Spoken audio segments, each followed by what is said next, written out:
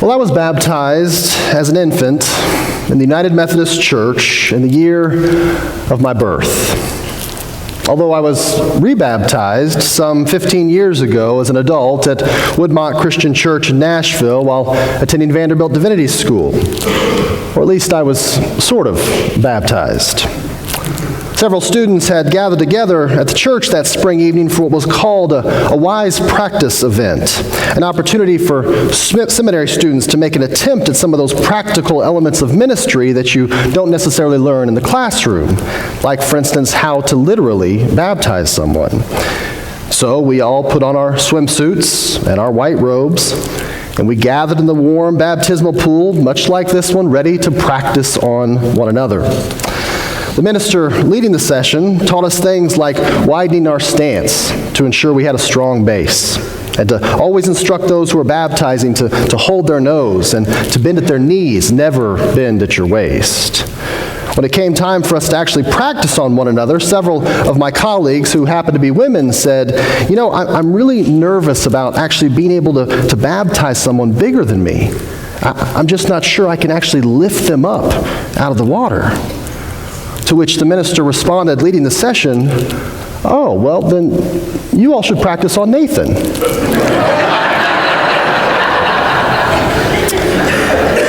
So with the words ringing in my ears, I'm not sure I can lift them out of the water, I reluctantly relented and let this line of women, which had now formed in the baptistry stairwell, to begin to experiment on me.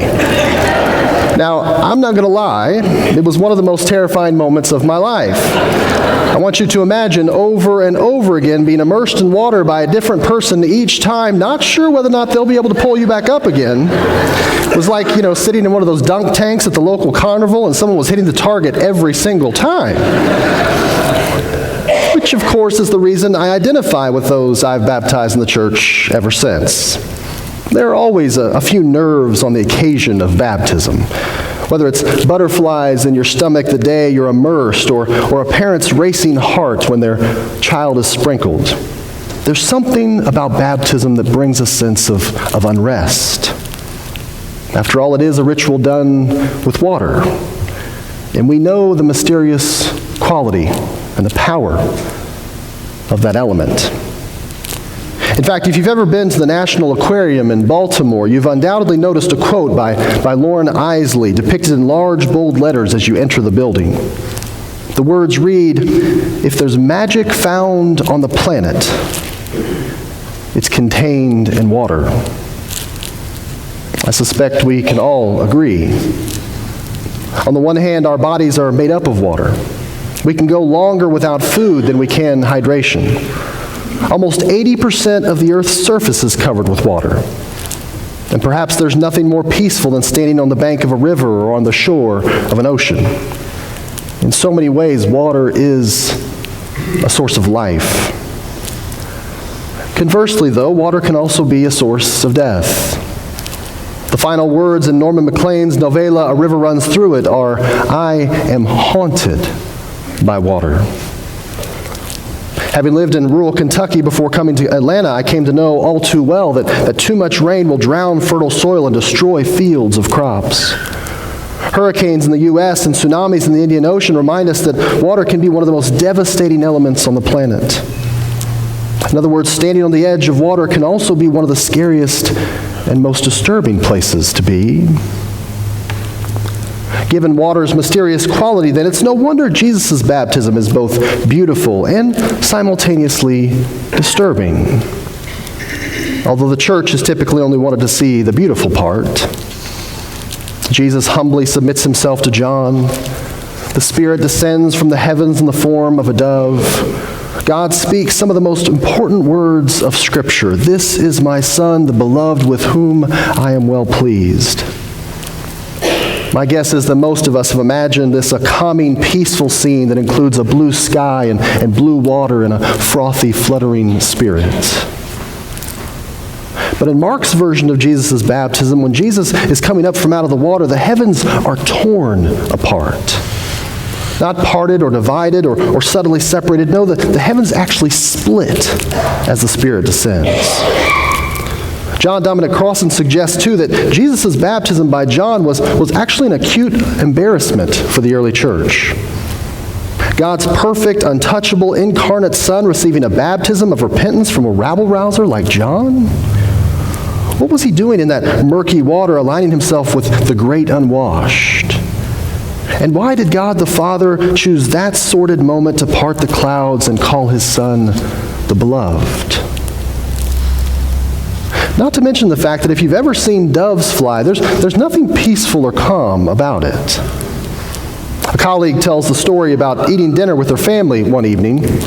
She was telling her husband and children about how she was working on a sermon on this particular text, and she described the part of the Spirit of God descending like a dove. Can't you just imagine it, she asked them, making graceful wing motions with her hands. Immediately, her 11-year-old son interrupted and said, "Now wait a minute, Mom. That's not how doves fly. Doves swoop. They're fast. I mean, when they want to catch something, they don't flutter down lightly. They zoom like a hawk. Bam!" She caught the milk before it splattered on the ground. "Oh," she said, crestfallen. "I didn't realize that." Turns out the water into which we're all baptized, including Jesus, is equally as mysterious as baptism itself. Which I suppose makes sense, given that baptism isn't just about a moment in life, but rather a life lived in faith. After all, our baptisms do not mark an end, but rather a beginning, right?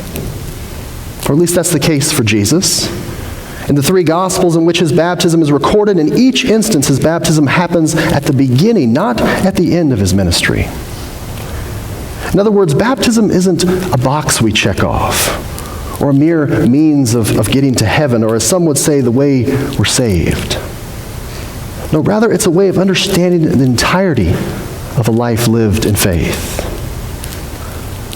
Which I was reminded of a couple of weeks ago while my family was on vacation down in Florida at Universal. We were coming to the end of our second and final day in the parks, and we were trying to get in as many rides as we could. And we stumbled upon this ride called Popeye and Bluto's Bilge Rat Barges. Now, I should have been suspicious when no one was in line to get on the ride. And also that as we approached the dock to board the large round boats, the people who were getting off looked like they just jumped in the pool with their clothes on. In fact, as one girl exited the ride who looked like she'd just come up from being baptized by immersion herself, Marion looked at me and she said, "Sweetie, do you really think this is a good idea?" To which I replied, "Oh, she was probably just sitting in the wrong place." Well, it didn't occur to me what we actually committed to until we sat down, buckled in, and I noticed that everyone on the ride, except for me, had put on rain gear, complete with raincoats and hoods and parkas. Even my family was pulling out raincoats I didn't even know they had. And there I was in my shorts and my t-shirt. Suffice it to say, the ride was everything you would expect it to be. After speeding through rough rapids and bouncing off rocks and being shot at by random water guns, I exited the ride just as the girl who had sat in the wrong spot a few moments before.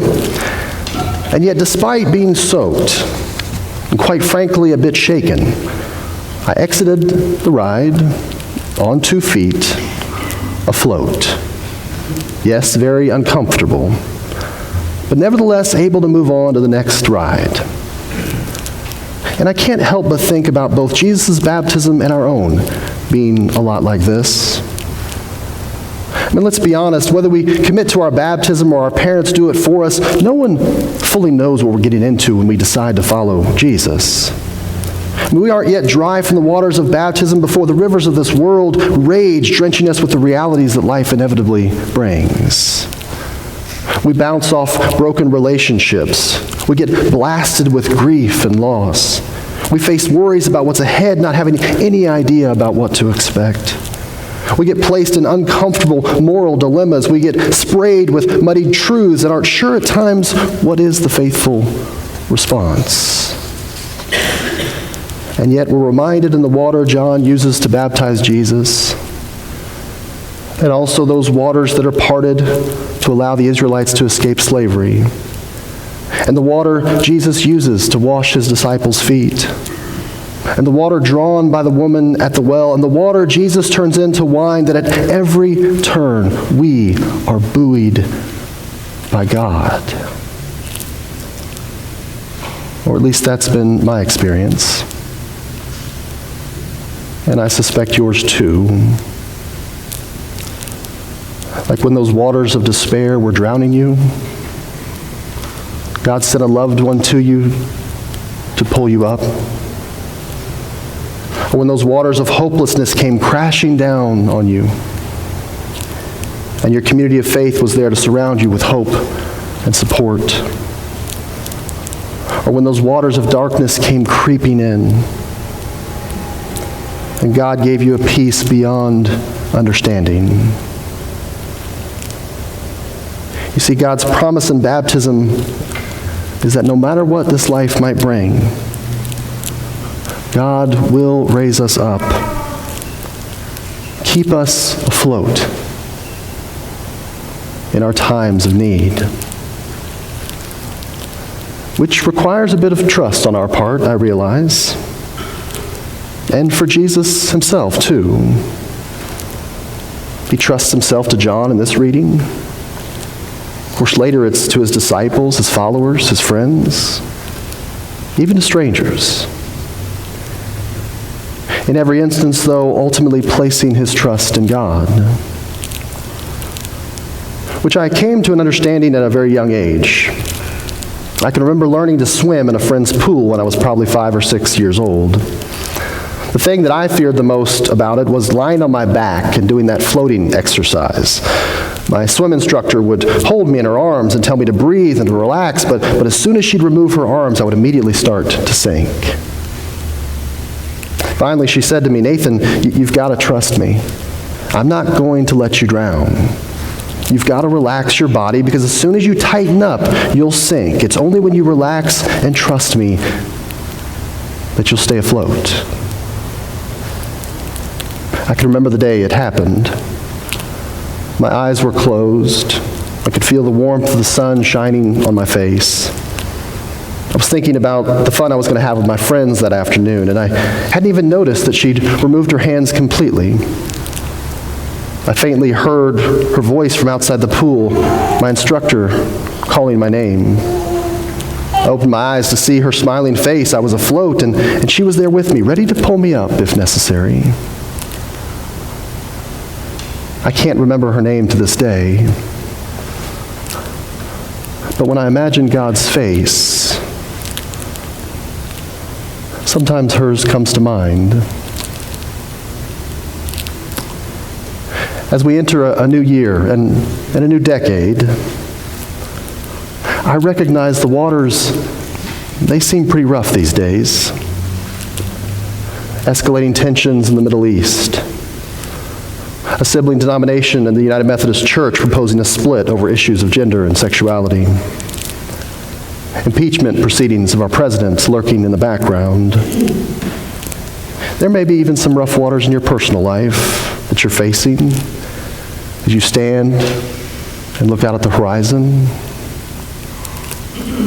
But you don't have to remember your baptism or even have been through the ritual to know the promise it symbolically communicates to us all. That as we stand up for peace, as we advocate for those against whom even the church discriminates, as we continue to seek to find ways that unify us rather than divide us, God is with us, keeping us afloat, helping us pull each other up when we go under, reminding us to stay calm when our inclination is to fear. Or at least that's what Isaiah suggests. When you pass through the waters, I will be with you. Through the rivers, they shall not overwhelm you. You know, that night in divinity school, I must have been rebaptized some 15 times. And without exception, each and every one of my friends managed to pull me up. I remember being surprised at the time. Looking back now, I realize I had nothing to fear.